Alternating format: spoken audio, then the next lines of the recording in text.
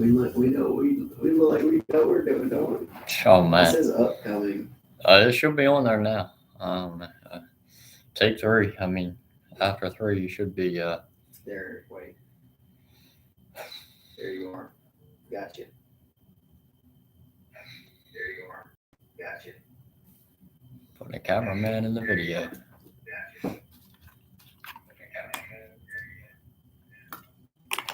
Hey, what's up? How are you? Yeah, it only took 3 tries. Sorry about that. My first time on YouTube. I'm used to TikTok, where you just get on live and everybody talk to you, do whatever they want to do. YouTube ain't the same, I guess.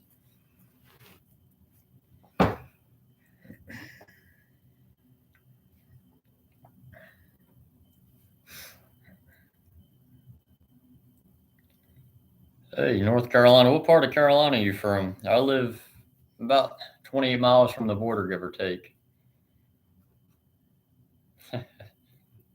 Oh, not Nashville. Hey, I appreciate that, Michael. I really do. We try our best. I just want to tell you guys that all the content we make, I'm not really new to the business. I've been in and out of this a little bit, but what I can tell you is all of our content is real. Um, we're not making anything up. I've got enough issues going on that we don't make it up. Bad luck just follows me. If I've got any luck, it's bad luck. Um, but I appreciate that. Yeah, the driver's name that put the truck in the ditch, his name was Walter. Um, we we came up with a mutual agreement to part ways. Essentially, we did. He wasn't really telling me issues the truck was having. Tractor trucks always have issues. You know, if if I don't drive the truck, I don't know the issues. So you got to, as the driver, you got to tell me what issues you have that you can't fix on your own. And I'm not expecting drivers to fix major issues. I expect them to fix a tail light, something like that. From time to time, but when you have a clutch issue or you have a brake issue, take a guy riding with you to tell me issues. When you have a guy like that, it's bad because he won't tell you anything until something bad happens. So luckily, I was able to catch some things, you know, uh, way before anything bad happened. And I fully believe that giving guys, you know, everybody in the logwoods didn't just show up with 20 years of experience. They started somewhere, and I believe in giving everybody a fair chance. I was given fair chances, and I'm still giving fair chances. Every day. So, I believe that everybody else should be too. Um, but yeah, we did part ways. Kenneth, yeah, I tried to. My younger days, back when I was 22, 23, I I couldn't say that I kept my cool pretty good, but I've learned that you got to keep it pretty good to keep help around.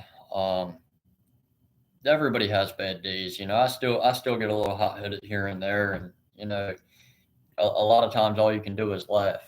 Because at the end of the day, getting upset, you know, uh, the end of the day, getting upset doesn't really solve the situation. You can always get upset, but at the end of the day, you still have to get through the situation.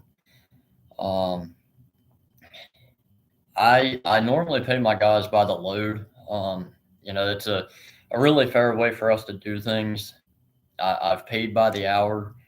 Um, when you pay by the hour, guys they tend to they tend to you know fool around sometimes at the gas stations or at the mill or stuff like that. Um, but I pay by the load. It really pushes everybody to make money. You know, Yeah, Bobby and Lori, they are great people.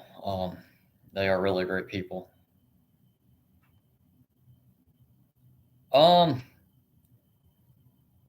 I reached out to Steve. Steve actually put a thing out on Steve, which was Bobby's film producer on YouTube. He essentially put out a thing, on Facebook, and he had got a bunch of different comments and different things. But at the end of the day, I reached out to him, and we come up with an agreement, and he's following me around now. So that's how I got on YouTube. I had no ambition to be on YouTube until I met Steve.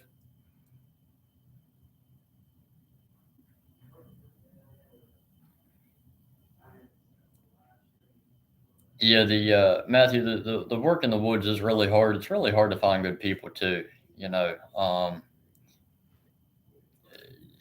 Somebody that can work good in the woods. They may not have a driver license, or they may not have this, or they may not have a vehicle, or you know, there's a lot more obstacles when you deal with working in the woods compared to working with somebody in the excavation field. Where the excavation field, a lot of guys do have licenses or things like that, but um, the logging woods, a lot of guys grew up together. They went to work together. They done X, Y, and together. That's from my experience that I've seen. They don't necessarily have a lot of guys don't have licenses or something like that. But it's just another obstacle that we got to work around. Um, I can't tell you. I don't know. I don't know. I don't know if Bobby will ever go back into logging. I don't know. I do know that he's going to come back up and school me on a few more things probably. I got a bunch of other stuff to go down there and pick up from his place. But yeah,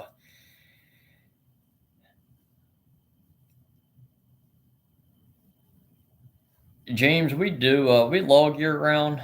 Um, we also do excavation work year round here in Virginia. We don't really get a freeze out like up north you guys do. Um, or well, I'm not saying you guys. I don't know where you're from, but I know northern states get froze out sometimes. But no, we don't get froze out. It does get wet from time to time down here, but we'll put duals on skidders and duals on cutters and stuff like that. But no, we don't. It's not seasonal. Yeah, yeah, yeah. Good help is hard to find. So when you find it, you know, you got to, you got to keep good help when you got it. Kenneth, the issue is, man, truck drivers jump around. If they don't like what you're hauling today, they'll find a new job. They'll find another company that wants them. That's a big deal with contract trucks too. But truck drivers are just as bad. They always find somebody else to go haul for or something like that. Um, it's really just a trial and error. Everybody will tear something up, but finding good drivers is really hard to come by. Most of your good drivers are either pulling equipment or working for themselves. It's one or the other.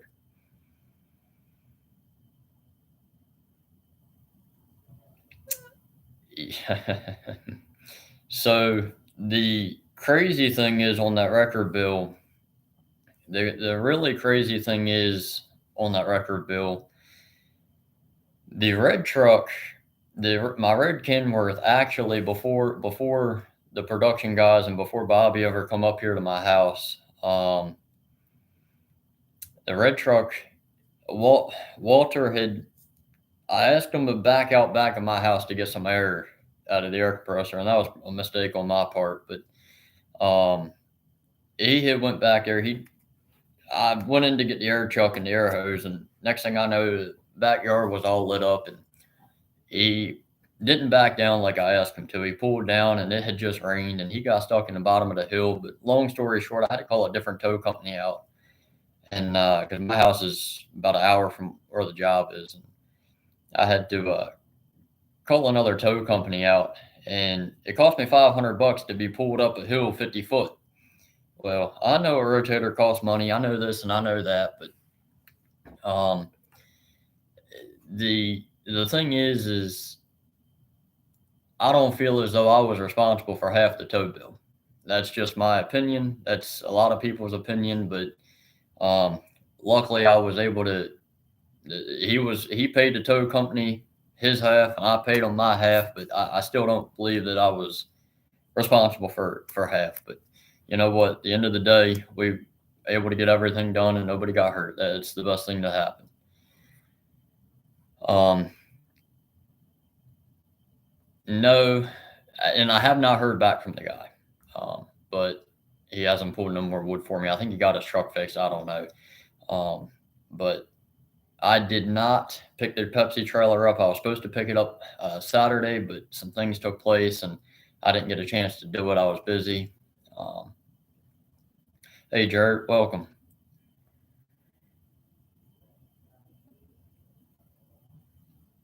Yeah, Jared, I appreciate it, man. It is a pain finding good people, but yeah, I'm happy that Bobby's guys found me as well. We got a lot of good content coming. Actually, they're out here filming now, um, and we got some more content coming soon. So y'all be sure to share it, like, subscribe. Everything that you guys have been doing, we greatly appreciate.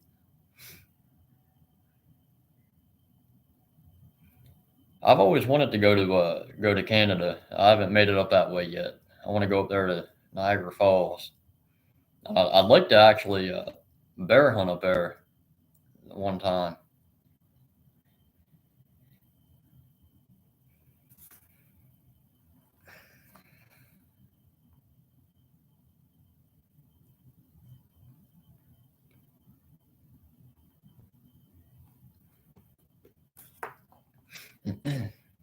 But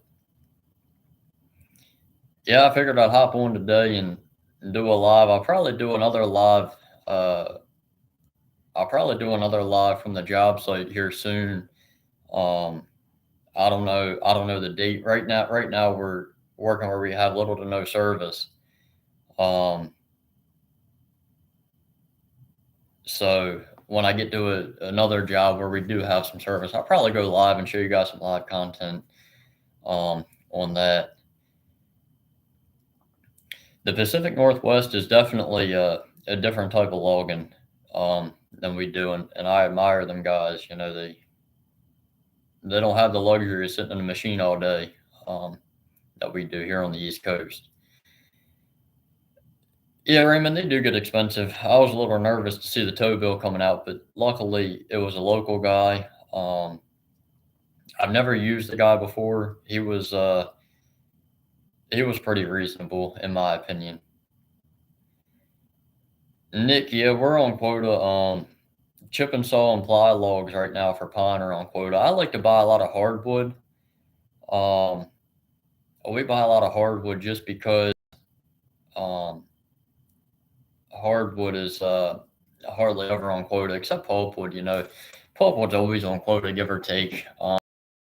On quota all the time because you can really cut production pine. 4 or 5 machines in the woods can cut 100, 125 loads a week. It's really working themselves out of production when they do go on quota because a lot of times you just cut the log off the end, you cut the butt log off, you might cut the second cut off, but then you cut production pulpwood, or production chip and saw, you limit, cut the top out and send it. You can really get production out of that. You cut a full load 15, 20 minutes, that's cutting and loading at the same time. So, when you do it like that, you're really pushing production. So that's why pine's always on quota. Hardwood, you have so many different separations. We sell grade white oak to export overseas. Uh, we sell grade logs that made into furniture and different things. So those are two separate mills right there in itself. And then we also sell, tie logs, which they make like railroad ties and different things out of. And we sell mat logs, which they make, like log and mats and stuff, to pallets, stuff like that. we deal with a different amounts of mills in that aspect. And there's not a whole lot of hardwood left. I mean, there's a plenty left, but they're replanting pine for them. But yeah, pines always stays on quota, especially when it's real dry. So yes, we are still on quota. We'll probably be there until the first of the year. A conventional cutter, a rubber tire cutter. I got a 563 cat. And that does pretty good where we're at. We don't get too much swampy stuff. I might get a track cutter eventually, but I don't know. I don't need one right now. A conventional skidder with a grapple, that works out pretty good for us because we don't cut any big hilly terrain or nothing like that. I mean, our skidder still has a winch on it in case we need to winch out or anything like that. But and just a regular knuckle boom mounted on a trailer works best for us. Especially one that's already got a delimiter on it. Because, like I said, when we cut, small hardwood, like tie, we can still delimit through that and stuff.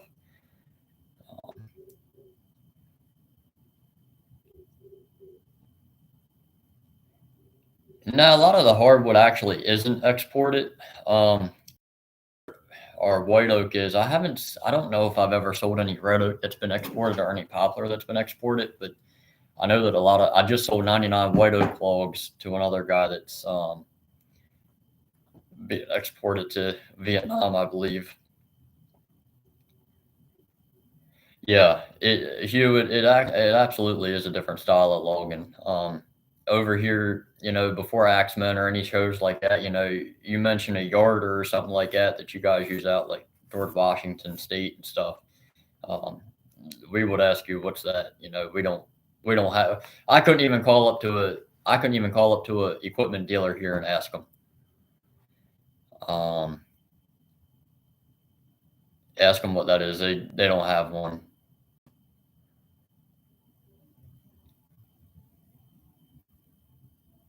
Edward, I appreciate it. Yeah, we take the good, the bad, the ugly, just try to make the best out of it as long as everybody stays safe. That's all that counts.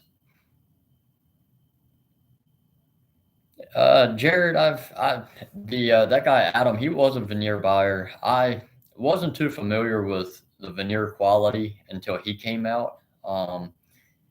And I now learned what the veneer quality is. I've actually sold two veneer logs out of the 99 I just white oak. They're really particular.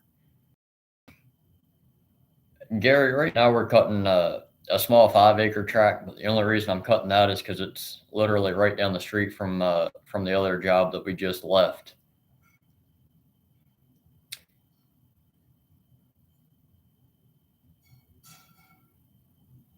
Yeah, yeah, Jared.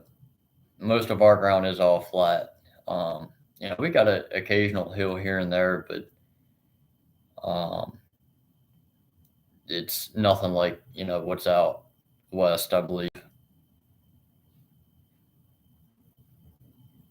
And Jax, I appreciate it. On the mulcher, the issue with the mulcher is I'd rather do the conventional clearing, send in an excavator and dozer and grub out everything. I've gone behind a lot of mulchers. Um, no bad internet connection. Yeah, I believe we do have a bad internet connection. Probably is a storm. Um, but I've gone behind mulchers before, and they just don't do. Mulchers are good for certain things, but when you want to go in and make a pasture or something like that, mulchers are bad for. Mulchers are really good for easement right of ways, you know, stuff like that. But conventional clearing, it's not really good for. Um, David, yeah, we're working on showing equipment and stuff like that in a video, so be on the lookout for that. Jared, all of our skidders are grapple. I actually don't own a cable skidder. Uh, my mom actually lives in Buckingham County, Matthew, so I'm over there quite often.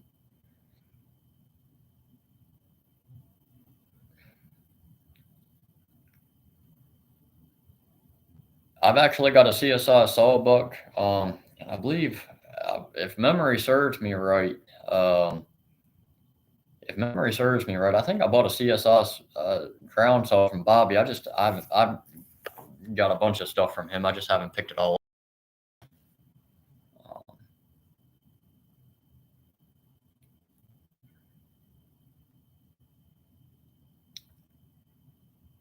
We do a little bit of selective cutting. I try not to. I don't do any pine thinning. I don't like to cut pine tracks. I mean, I will, but the quota's got to be right, and we got to basically be off quota for us to cut a pine track. Um, but I don't do any thinnings. Selective cutting in hardwood, we may do here and there, but you know, I uh, I don't try to. I did back when I first went into logging in 2021. Before I got out of it late 22 when equipment was stupidly expensive and fuel was stupidly expensive. But um, I bought a brand new CSI ground saw, so you ought to tell them to sponsor us. Hilltop, I appreciate it. Um, Matthew, I'm 27. Yeah, yeah, them chippers, man, them big chippers have some horsepower. I've got a 200 horsepower tub grinder, so I'll go in on my clearing jobs and basically grind all the stumps and the tops and stuff like that, and make mulch out of it, and then give the mulch away to mulch yards and different things. Um, but we uh, we definitely burn some fuel in them things. The chip industry used to be really good before COVID. Used to not be a lot of guys in the chip industry, but now after COVID, a lot of guys are in the chip industry. Because what it is, these dealers, and a dealer in the logging industry is somebody who buys timber and then contracts out a logger like myself. Uh, I don't cut for any timber brokers or anything like that. That's what Bobby did. He cut for a timber broker. I buy my own stuff. These timber brokers will give you all your chips for free. You just have to chip it and haul it, and they'll give it to you for free. Sometimes a couple of them will get greedy and take $1 or 2 per ton, but um, you know, the end of the day, the the end of the day, end of the day, everybody went out and bought a chipper because they thought, $700-800 per load of free money, they could make $400 or $500 real quick. Well, everybody started selling chips, and now chips are on quota real bad. Andy, I'm gonna just not comment on that situation, but yes, uh, I accept your apology. I got into logging. I took on a 32 acre clearing job on the Navy weapon station over in uh, Hampton, Virginia, and I was 2 days before losing a $250,000 job. And basically, I either had to show up with a logging outfit or sell the timber, give the timber away, and I couldn't do either one. I couldn't give the timber away, and I couldn't sell the timber. Nobody wanted to go on the Navy base and cut it. So I bought a tree cutter. I went in, started cutting for a little bit, and then I was like, "Oh, now I need a way to move the wood, and I need a way to load it." So I went in and bought a. I started out with a 843K John Deere cutter, a 437D knuckle boom with a brand new CSI ground saw, and then I bought a brand new 648 L2 skidder, and run that for a while until I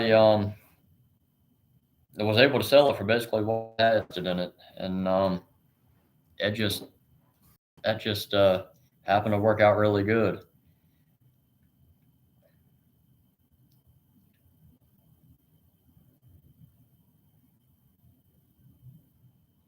Yeah, mulching work, Jared, is really good. The way I would start is just buy you a machine and start doing, side work, and then you'll get busy enough. I got a guy that I used to practice with. He done that, and he does really go for himself. Um, but the only way to do it is to jump into it.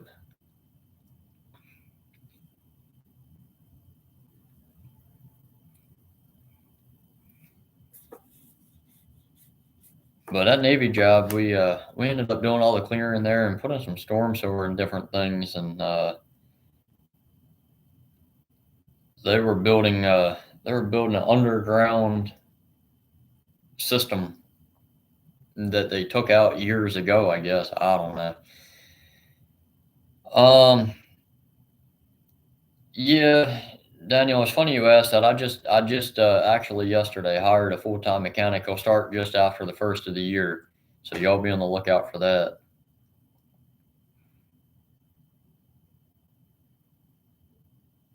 George, I appreciate that.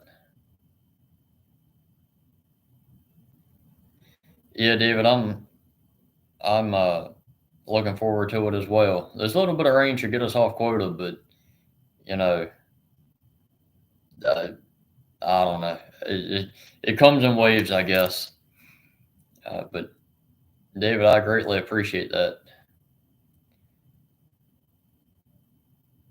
Yeah, I've been self-employed since I was 17, so I don't plan to go to a working man. I plan to keep on going like I am.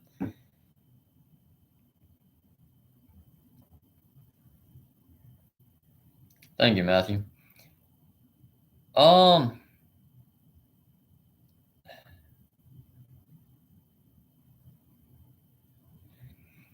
so Jared, they got these plans. They got these. The forestry department has these plans now to where they'll. It's like a grant. They'll replant for free, and they put you on a timber management plan, and they want to replant pine because they got this stuff down to a science to where they can expedite the growth of it. So they're replanting all pine, and they're just fertilizing it and doing a whole bunch of stuff and just astronomically expanding or speeding up the growth period of it. And it's becoming a quicker return of investment than it was back in the 30s and 40s and 50s. Um, so they got it down to a science now. Everything is engineered, I guess you could say. But our area is getting a lot of pine replants, and there's a lot of pine in the area. But there's also quite a bit of hardwood left. I'm hoping that there's a lot of hardwood left for my lifetime.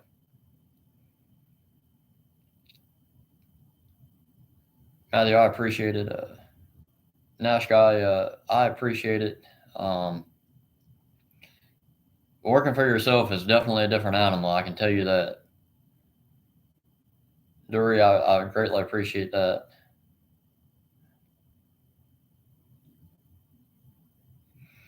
So, Jared, I can tell you this: if you go to Cat and John Deere, those are your two easiest to finance from.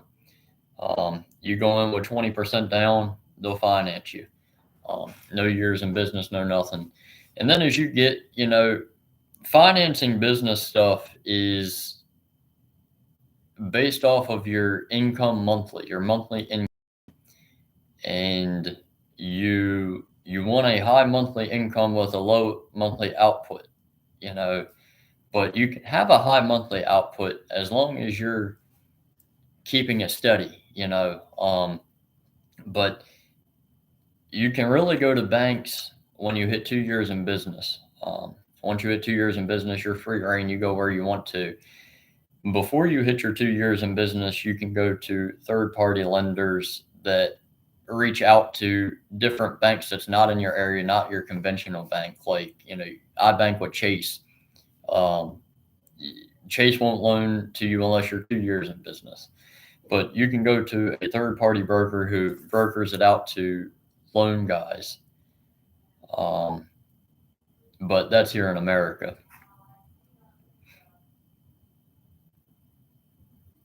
Oh wow, that sounds like my grandfather, George. And Nash guy, I'm not sure if the replanting I'm not sure if they're replanting any hardwood or not. Normally they don't, in my opinion. I don't see that they do. Normally our hardwood just grows back through saplings and stuff like that. I've got a 15-acre piece here at the farm that was cut, I don't know, maybe 10 years ago, that's grown up in hardwood saplings. So eventually your hardwood saplings will obviously mature into hardwood trees, but as of right now, I'm not knowledge knowledgeable that not knowledgeable that they're planting any hardwood back. We do have a Facebook page. It is Backwoods Loggers of Virginia, I believe. The same as the YouTube.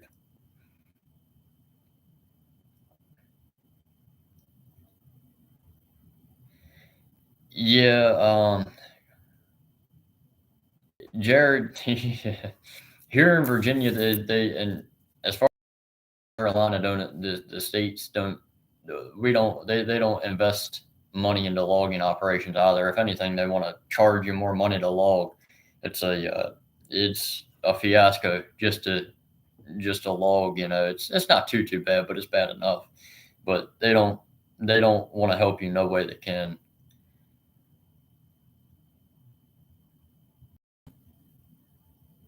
Yeah, Jared. You know, being self-employed is great, but you do work 20, 24 hours a day sometimes, and even when you think you're sleeping, you're still working.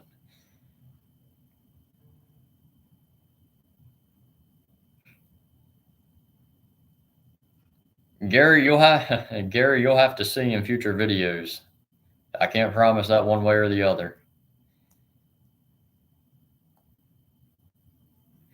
Yep, that's uh that's how it is here in Virginia. Once you hit middle of Virginia all the way down, basically down to Georgia, every 9 or 10 trucks, you'll see a lot. You'll see 9 to 10 log trucks every time you drive somewhere.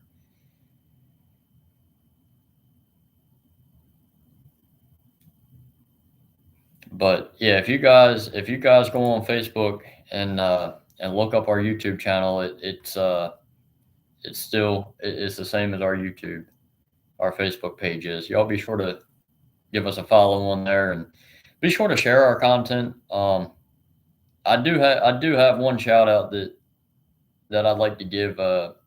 He reached out to me long before our first episode, and that's Austin from North Carolina. I'd like to give him a shout out.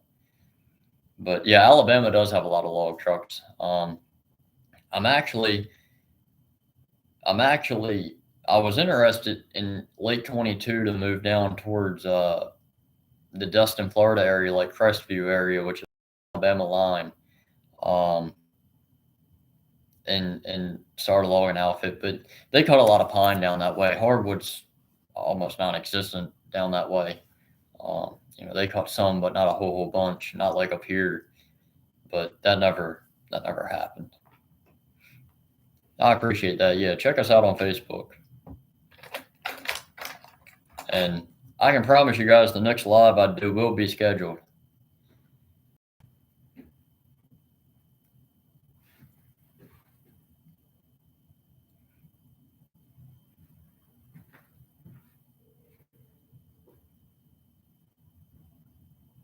David, I appreciate that. Hey, ain't no problem. Ain't no problem.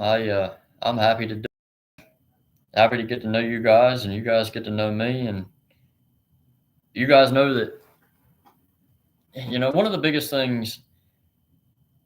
Uh,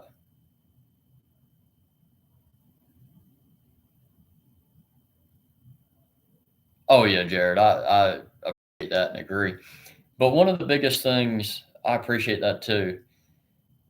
Oh yeah, George, I will.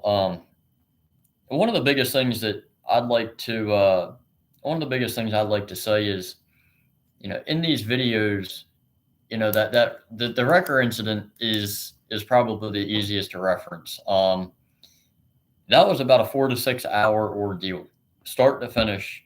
Was between 4 and 6 and 6 hours. You guys only seen 5 to 10 minutes of the whole ordeal. And, it's easy for everybody to sit back and say, you need to do this and you need to do that. But at the end of the day, you guys are seeing a small portion. And, that's why I'd like to come on these lives and, better explain the situations. We had already widened that driveway once, and we had an issue with VDOT, on that driveway as it was, and there's not much room out there. We have a fence on one side and the property line on the other. We can't extend it by so much with a, 4-foot drop off in the ditch. So, I just wanted to, shed some light on that too. Yeah, Matthew, like I said, my mom lives right there, not too far from Buckingham. She lives in Buckingham. She lives in Appomattox.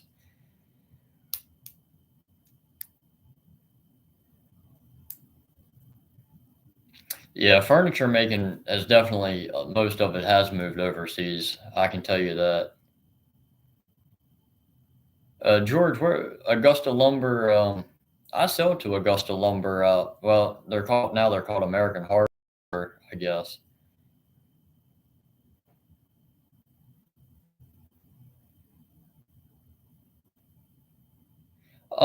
Brian, not really. I mean, I've got plenty of timber bought up for probably the next year and a half.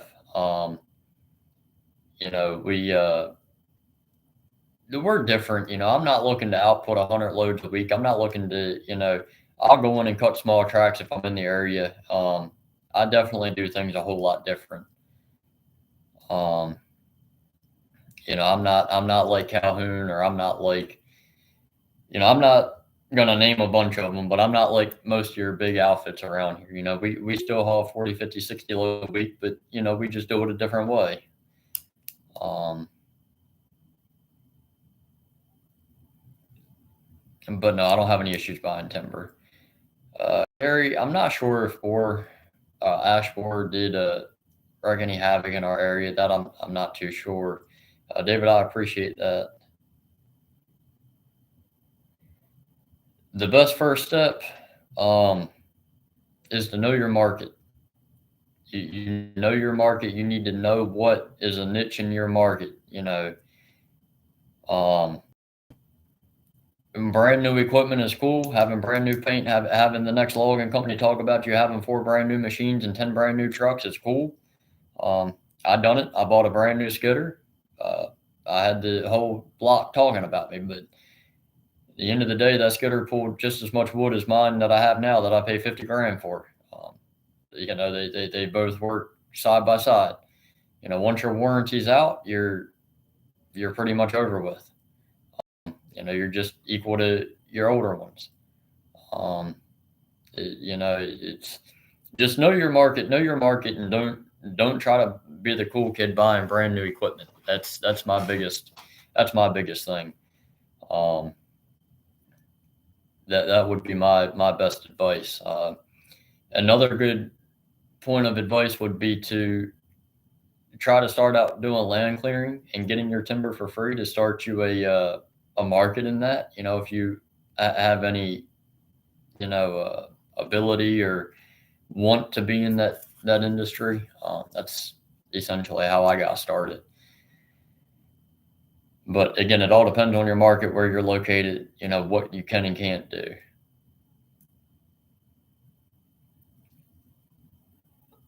Yeah, Chris, the lumber market is always up and down. Luckily, it's the timber industry is fairly stable, other than being on quota. Um, you might lose $2 or $3 a ton here and there, but that's up to you as the logger to call into your mills and ask them every week or month or whatever, what the current rates are. If you don't want to do that, then yes, you may lose a bunch of money. But um, Matthew, yes, I did have a son. Yes. Jared, I do still do construction work and dirt work. Yes, yep, I do. Matthew, yeah, tap Scots they're big. They actually come out with a bunch of forestry equipment. They're actually the Tiger Cat dealer here in Virginia.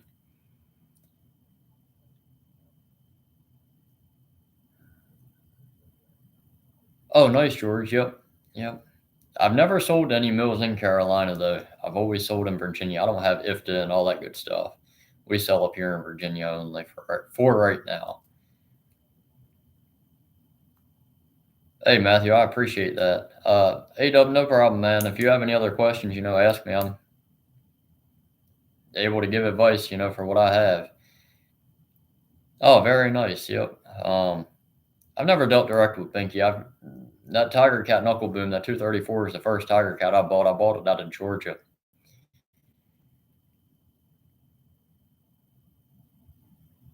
Yeah, up in Canada, I do know that firewood is big. Even up north, firewood's pretty big.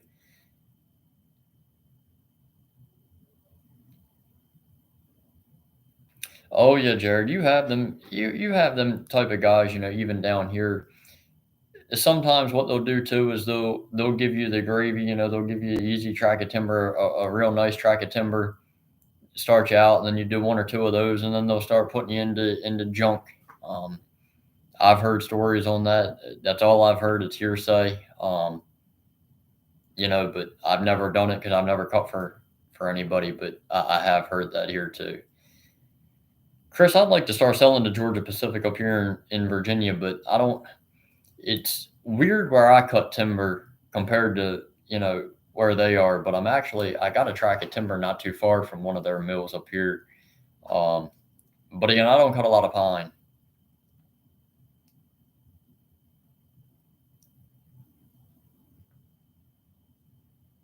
Oh yeah, absolutely. Yeah.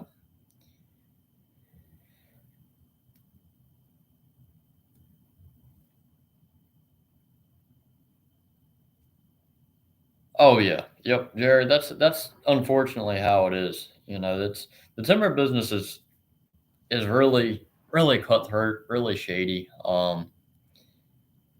You just got to stick to yourself and hope for the best. And just know your market. Know what your payments are. Know what your output is. If you want to run 100 loads a week starting out, you're not going to make it, in my opinion. If you want to run, you know, 40 to 50 loads a week, you can make it. Um,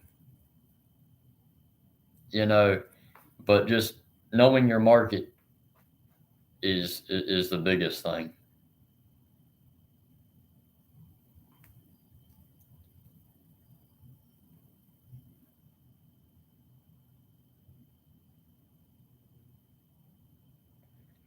Yeah, Edward, we do haul pine, in my hardwood tracts of timber. Almost every tract of timber that I buy has, loads of pine on it. I think we're up to 15 to 20 loads of pine on the current job we're on. But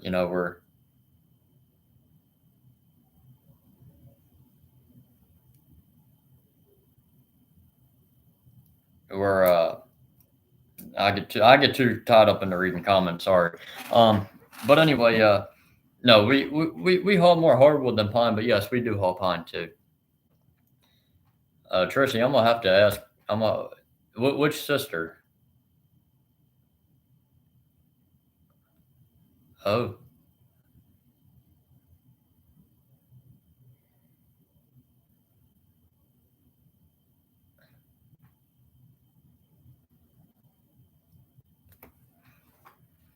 um,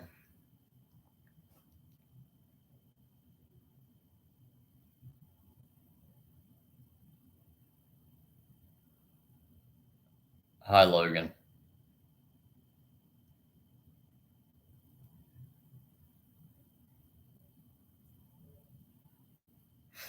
Um, Civil construction's not too bad insurance wise here. Civil construction's actually a lot cheaper than logging insurance. Once you put a log truck in the woods, that's when your insurance goes up. But and once you put guys in the woods anyway, our insurance goes through the roof. We cut a lot of white oak, we cut a lot of red oak, and a lot of poplar. That's mainly what we cut. I try to buy a lot of tracts of timber that has white oak in it. I actually just that's what I like to cut is majority white oak. But we do cut a significant amount of red and red oak and poplar. You can't really get on a tract that's all white oak. It just doesn't happen that way. It's not like a pine tract where you get on an all pine tract, but we do cut a majority red and white oak. We use a steel.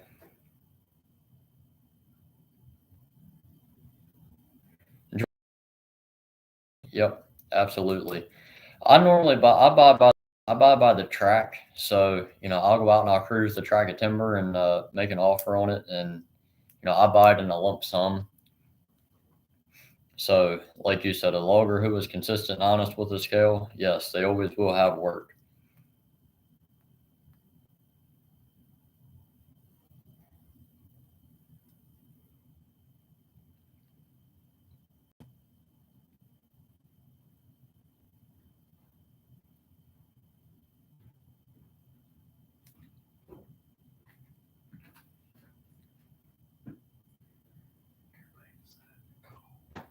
He's about to call me.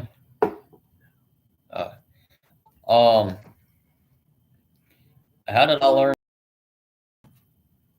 I learned to scale by error. So when you get into the way I started out was through the clearing business, doing clearing for subdivisions and stuff like that. And I would always keep my load tickets and know what they paid and know what the timber looked like. I took pictures and everything, and I could go in and say, okay, well, we done 10 acres over here, and it done X amount of dollars. So you just take that general rule of thumb over to the next track, and you just keep moving forward and moving forward, and eventually, you get a pretty good idea of how many loads to the acre you're getting, how much. Um, Doing hardwood though is kind of risky because you can buy a track of hardwood that looks good on the stump, but you cut into it and you rot it and stuff like that. So buying hardwood on the stump is definitely a lot more challenging than pine. Um, but at the end of the day, that's they're the clearing business is how I learned to cruise. Um,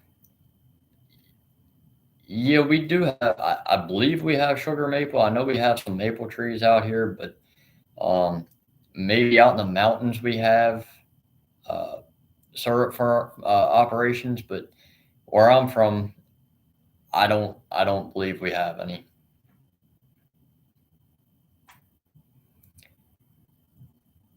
We do not take any smaller logs and sell for firewood. We probably should. We could take all the butt cuts, not butt cuts, but like the ends that have a rotted end or a hole in them or something like that. We could probably sell that for firewood, but we burn a lot of wood here at the house, so we normally haul them back to the farm here. Um, yes, a CDL is definitely something. A Class A is something I would definitely recommend. Um, Truck drivers are one of the hardest things to get, in my experience, in my opinion. If you can drive the truck yourself, at least you know that you're going to make money that day. Because if your driver don't show up, you can drive the truck. But if you don't have your CDO, you got 4, 5, 6 guys in the woods doing the work. A truck sitting there with no driver in it, you're not making no money if you only got one truck. Even if you have 4 trucks, but you need that fifth truck to make a profit. A lot of logging operations are set up to where they have X amount of trucks in the woods and X amount of, say you have 5 trucks in the woods. Well, 3 are going to pay the bills for the week, and 2 are going to make your profit. Well, if you lose a truck, then you're losing 1 truck's worth of profit. And a lot of guys aren't fortunate enough to have a 2 truck variant. Some guys only have a 1 truck variant. So if that 1 truck don't show up, then it really is bad. And it's even harder for guys who cut timber for dealers, because they're making right now. I think the current price is somewhere around $22 a ton.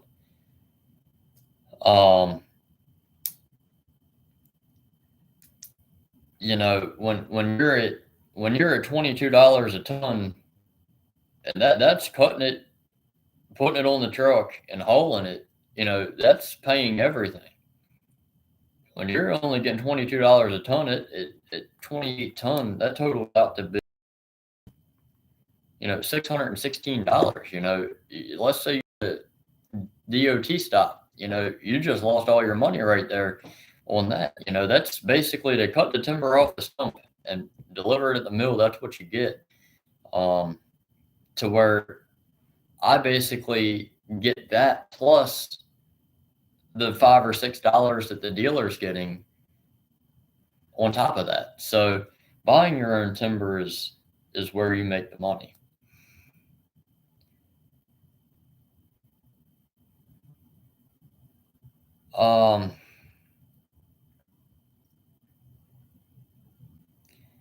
Jared, we're actually tomorrow. I got a excavator that's finally finishing up on a job. The project now, we got to grub all the stumps. They're putting in a horse hotel, a farm deal. I got to grub all the stumps out and do some driveway work and stuff. So the excavation side of content will be in. It will be in the videos. I just don't want to get too much veered off of the logging aspect. The hilltop farm. No, we don't deal with foresters when we buy timber. I deal with them sometimes at certain mills that I sell to, but a lot of times I don't do it. Yeah, Bobby even admitted to me. I've had really good conversations with Bobby. Um, I've had really good conversations with Bobby and long conversations with him. And one of his biggest things was he should buy his own timber, and his brother's still in business, and his brother buys timber. But Bobby never took that leap to buy his own timber.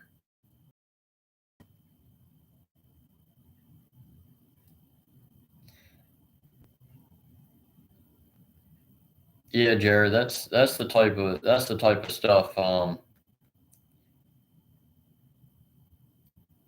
the type of stuff that will bring you to success in your own business, is working sun up to sundown and even throughout the night. Never quit. Yeah, talking to Bobby, learning knowledge is definitely something that I have flourished on. Taking his advice, and uh, like I said, he'll be back up at some point. I don't know when to, check out some other stuff and different things. But no, we fully anticipate on bringing in the clearing aspect and the grinding aspect and everything, like that. But now we're not trying to run to random jobs, if that makes sense. I've got enough clearing work behind my logging operations that's now on video. Oh yeah, once you're in the woods, you stay in the woods. It's hard to come out.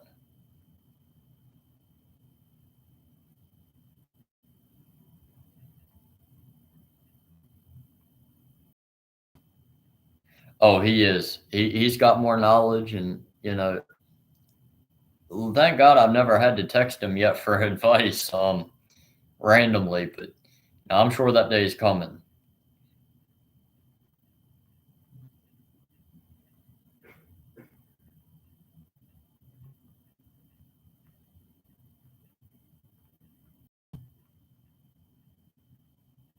That's right. Yep, Jeff. logging is not a living. It's not a job. It's a way of life.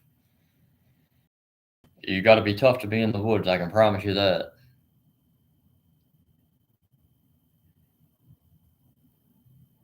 Yeah, hit that thumbs up button. I'd appreciate that. Also, like I said before, be sure to like, share, subscribe, comment. Give me some ideas on other content videos that you want to see. If you guys want to see some short videos, stuff like that, um, we can work on that as well. And be sure to give us a like on Facebook.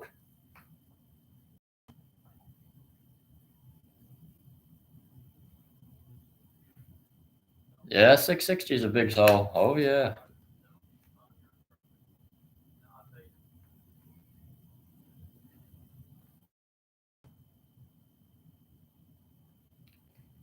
Randy, we're always hiring. Um,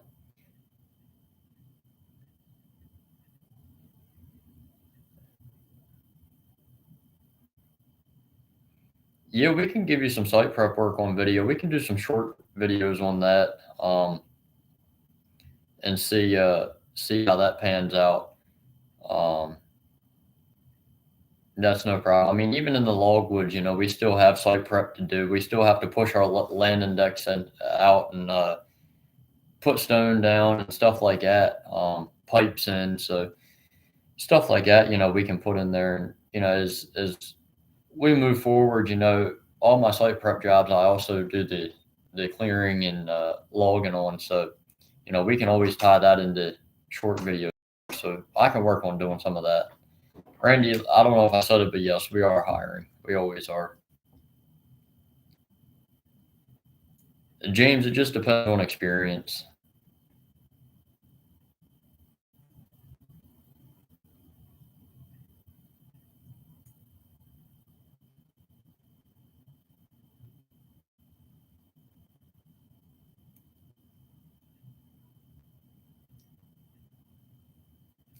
Jared, that's true, man. I'm an open book,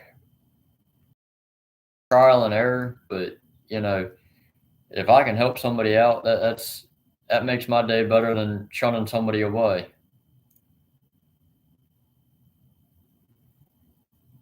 Um, yeah, George, you're not lying. Sawmilling and logging, you always need help. There's never a dull moment.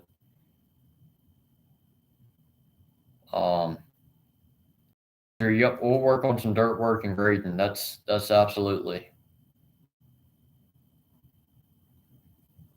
Jack, I appreciate that.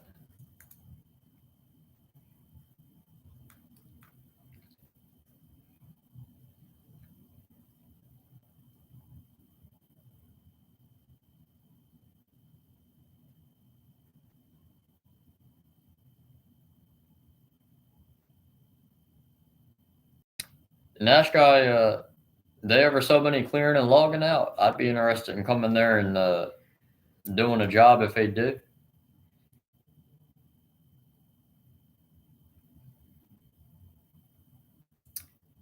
That's right. Chris, you're not wrong on that. You got to be on your A game. Yes, sir. Yep.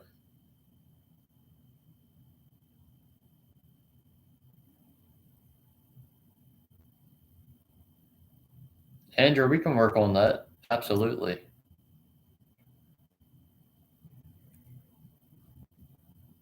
Yeah, ask and let me know.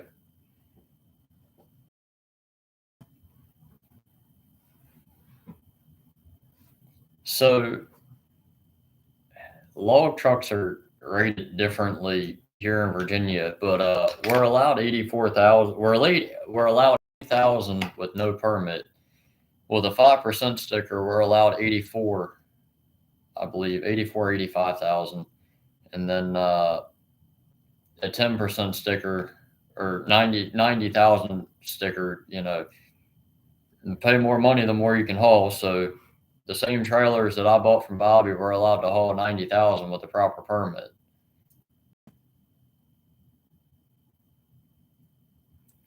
No matter how many axles the trailer has, or no matter how big the trailer is, you're still cut off at a maximum of 90,000 pounds, which is crazy to me because a 5 or 6 axle. Oh, lost video. That ain't good. Yeah, it did lose video. Oh, we just jumped.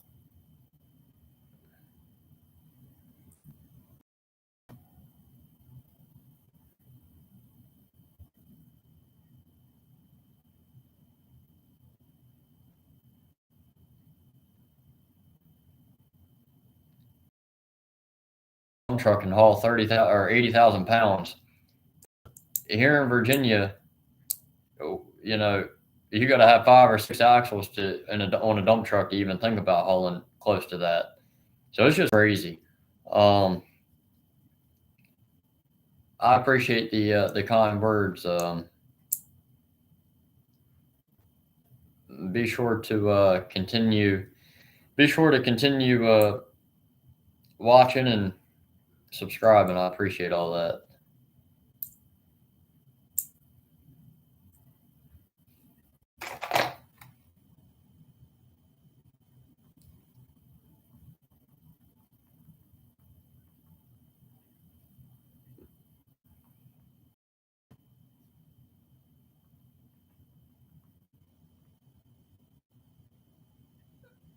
Good deal. Good deal.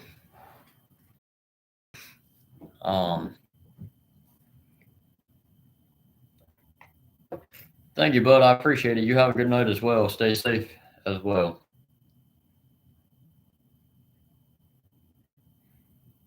That I really downsized back in 22, and one of the biggest reasons for downsizing was the pipe prices being so unstable. Go up overnight. The pipe company stopped selling pipe until the new year.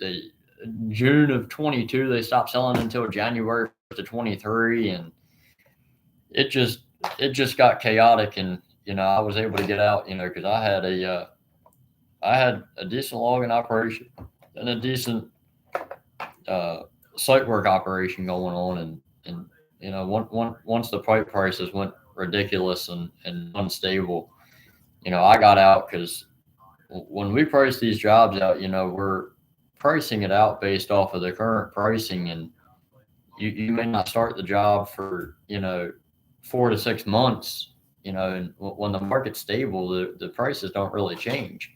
Well, the prices changed, and nobody ever thought to have a clause in there to make the owners pay more, and a lot of projects didn't get started, had to go up for rebid, and put a lot of guys in a jam because the prices were just double, triple, what they were.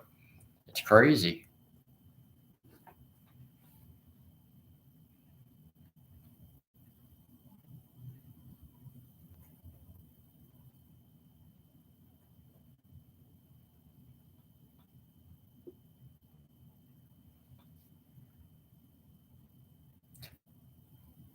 Dirty Dirt Digger, you're not lying. I appreciate the kind words, but man, you're definitely not lying on that. Patience is key. I learned a long time ago that patience is key. And I still get pretty hot headed sometimes. But at the end of the day, all I can do is laugh because as long as nobody gets hurt, what can you do? You can't fight the man. You can't get so upset. The best thing to do is just fire him if that's how you want to be. You can yell at him, you can cuss him like a dog, you can do whatever you want to do, but at the end of the day, it's not going to fix what happened. The only way to fix what happened is put somebody else in the machine or give them a teachable lesson. That's the only thing I know to do.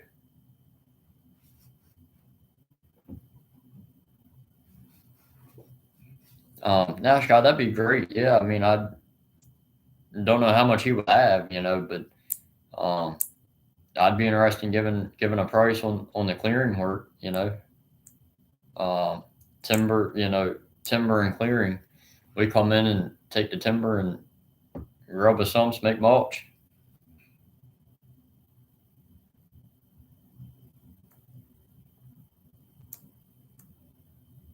But just let me know what he says.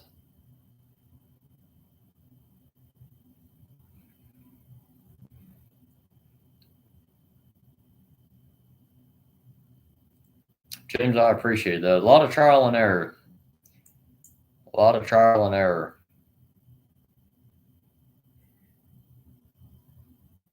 And Jack, I appreciate that.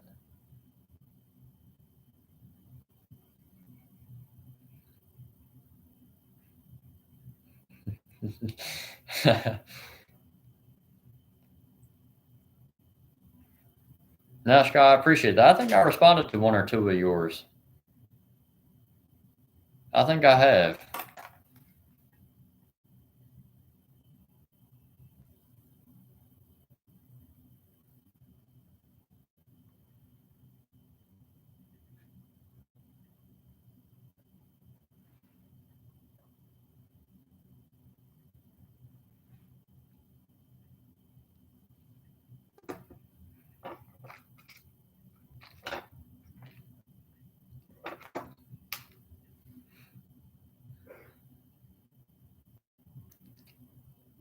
Here we got a. Let me reread that comment. Here we got an aspiring filmmaker in the chat. Maybe he should get to editing some videos, get some more content out.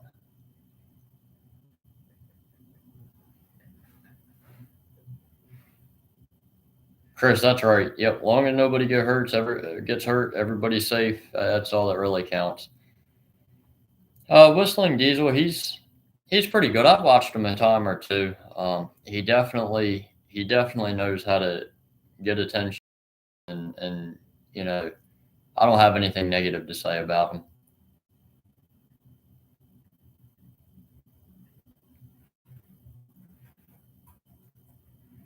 Randy, the market on timber everywhere is down right now, in my opinion. It was a seller's market there for a while. The timber was selling for an unprecedented amount, and now it's selling. Now it's come down to selling for below value. Just because a lot of guys went out of business, and there's more timber than there are loggers in a sense. But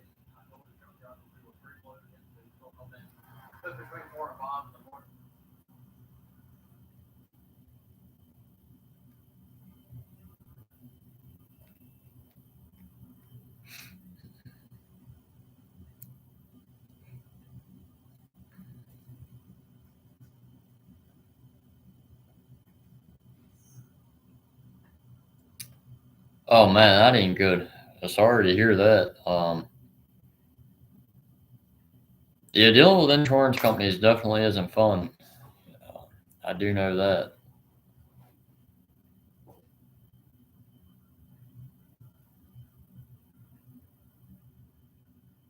Oh yeah, George. I totally get that. It really does.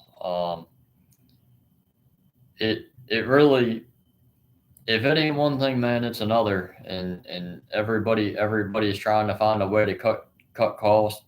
You know, cut the timber down on the stump. And mills try everything in their power they can to get timber for free.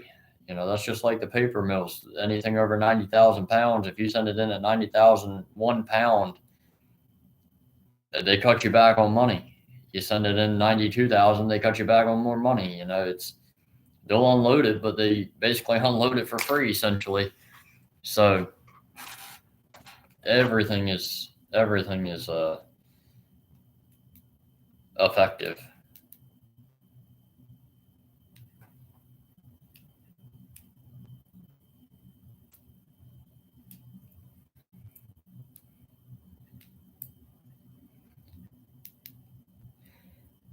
I'm dealing with the insurance company on a claim. I was tearing down the school in Delaware, and a guy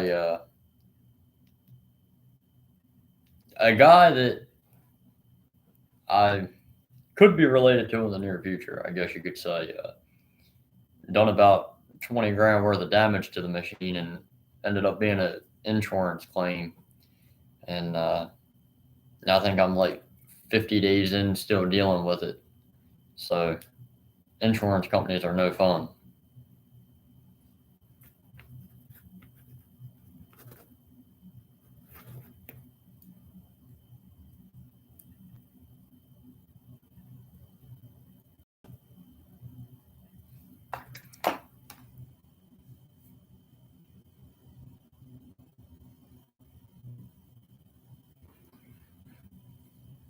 Oh, that ain't no good. That's terrible, buddy. I'm sorry to hear that. But is everybody all right? Anybody get hurt? I hope nobody got hurt.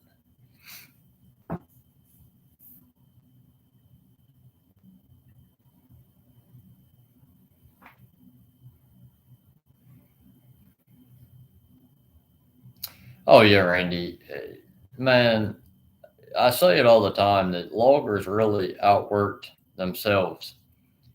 You know, the production rates that the production rates that you have to do now just to make ends meet is just ridiculous to buy a new machine. And the loggers that want to go in there back in the day and run 100 loads a week, they were making the big money, and the equipment companies realized that they had them pretty much by the neck, and they could raise the prices. And that you're exactly right. That's what hurts the little guy, and it's just terrible.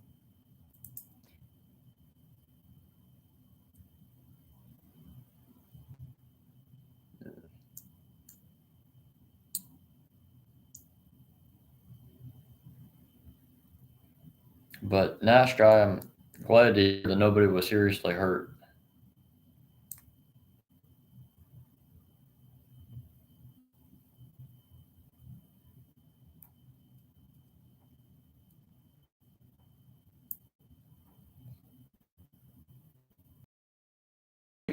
Production outfits, out there right now that, you know, they literally have to run 75, 80 loads a week to make money, and when you're doing that, when you used to only have to run 25 to 35 loads a week to make money, 60 loads a week, you'd be making a decent living. Now you got to run 60 just to break even. You just doubled your production.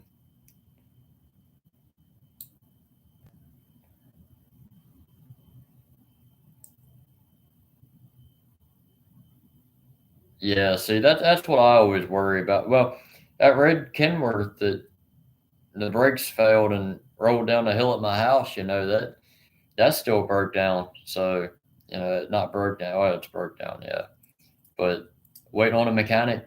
My full time mechanic isn't going to start until the first year, but waiting on Jason to get that straight with the insurance company. It all takes time. The insurance company on my auto is pretty quick about coming out, but their timeline just didn't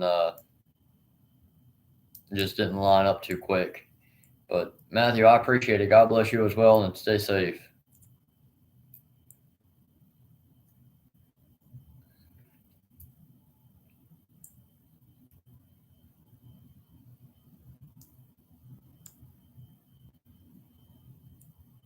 Oh wow. Well, that's good. That's good that you finally got it out of the shop. Nothing wrong with that.